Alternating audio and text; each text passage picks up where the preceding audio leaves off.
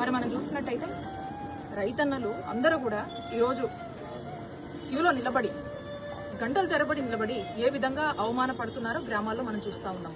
2 urea అందుబాటులో ఉందని చెప్పేసి అధికారులు చెప్తా ఉంటారు. మరి మన గ్రామ స్థాయిలోకి వెళ్తే యూరియా అందుబాటులో ఉందని చెప్తారు, అక్కడ మాత్రం యూరియా రైతన్నలకు ఇవ్వరు. మళ్ళీ దీన్ని బ్లాక్ లో అమ్మటం, బ్లాక్ మార్కెటింగ్ చేస్తా ఉన్నారు. అధికారులు యూరియా ఉందని చెప్తారు అందుబాటులో, రైతన్నకు మాత్రం యూరియా రాదు. ఏమంటే బ్లాక్ లో కొనుక్కోవాల్సిన పరిస్థితి. అంటే నీడ్ ఉంది కాబట్టి ఇవ్వండి, సీజన్ కాబట్టి ఇమీడియట్ గా మనకు ఆ క్వాంటిటీ కావాలి కాబట్టి ఏం చేస్తారు, బ్లాక్ లో కొనుక్కునేటువంటి పరిస్థితి. ఈ రోజు రైతన్న పరిస్థితి ఏంటి?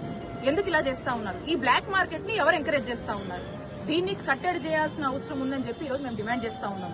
కావాల్సినటువంటి యూరియాని గతంలో జగనన్న ప్రభుత్వంలో ఏ పద్ధతిలో అయితే మనం అందుబాటులోకి తీసుకొచ్చి అందరికీ అందజేశామో, ఈ పార్టీలు రాజకీయాలతో సంబంధం లేకుండా ఏ విధంగా నిష్పక్షపాతంగా చాలా ట్రాన్స్పరెంట్ గా రైతులాగే చూసి గౌరవించి ఏం కావాలంటే అవి కూడా అందజేశామో ఆ పద్ధతిలోనే ఈ రోజున కూడా నడుచుకోండి అని చెప్పి మనం ఈ ప్రభుత్వాన్ని డిమాండ్ చేస్తా ఉన్నాం.